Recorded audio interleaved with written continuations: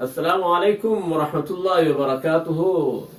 میرے قابل عزیز احترام احباب، امید سب احباب خیر و عافیت سے ہوں گے۔ اللہ تبارک و تعالیٰ آپ کو سلامت رکھے، شاد آباد رکھے۔ اس سے پہلے آپ نے سبق کے اندر پڑھا تھا، اس سے پہلے ویڈیوز کے اندر استعاذہ کے کلمات اور ابتداء تلاوت کی صورتیں بما امثلہ ما حکم کے آپ نے ساری تفصیل پڑھی تھی۔ آج کے سبق میں ہم آپ کو یہ بتانا چاہ رہے ہیں کہ اگر سورہ توبہ سورہ انفال کے بعد اس کو شروع کیا جائے، جس کو ہم یوں کہتے ہیں کہ سورہ انفال کے بعد سورہ توبہ کے پڑھنے کا ارادہ ہو تو اس کے پڑھنے کی ترتیب اور تفصیل کیا ہے؟ آئیے سبق کی طرف چلتے ہیں۔ سورہ انفال کے بعد سورہ برات کے پڑھنے کی تفصیل۔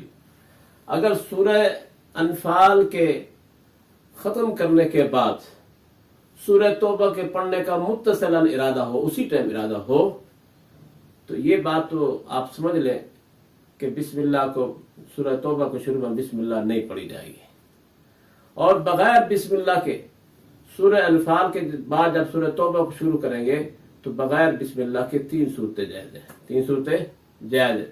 نمبر 1 وصل، نمبر 2 فصل، نمبر 3 سکتہ۔ وصل کا معنی ہوتا ہے ملانا، یعنی سورہ انفال کے آخری حصے کو سورہ توبہ کے ساتھ بغیر بسم اللہ کے ملا کر پڑھنا۔ اور اس کو کس طرح پڑھنا ہے دیکھیے، فرمایا وصل سورہ انفال کے آخری حصے کو سورہ توبہ سے ملا کر بغیر بسم اللہ کے پڑھنا، جیسے ان اللہ بکل شیء علیم براءۃ من اللہ ورسولہ، اس پڑھنے کو کہتے ہیں وصل۔ وصل کا معنی ملانا، تو یہاں بھی سورہ انفال کے آخری حصے کو سورہ توبہ کے حصے سے ملا کر بغیر بسم اللہ کے پڑھا گیا ہے۔ نمبر 2 فصل۔ فصل کا معنی ہوتا ہے الگ الگ کرنا۔ فصل کا معنی الگ الگ کرنا، یعنی سورہ انفال کے آخری حصے کو الگ پڑھا جائے اور سورہ توبہ کو الگ سانس سے پڑھا جائے، اس کو فصل کہتے ہیں۔ جیسے میں آپ کو پڑھ کے سناتا ہوں، ان اللہ بکل شیء علیم براءۃ من اللہ ورسولہ، یعنی سورہ انفال کے آخری حصے کو الگ پڑھنا ہے، سانس اور آواز دونوں کو توڑ دینا ہے، اور پھر سورہ توبہ کو نئے سانس سے شروع کرنا ہے۔ تیسری صورت ہے سکتہ۔ پہلے آپ سکتہ کا مطلب سمجھ لیں۔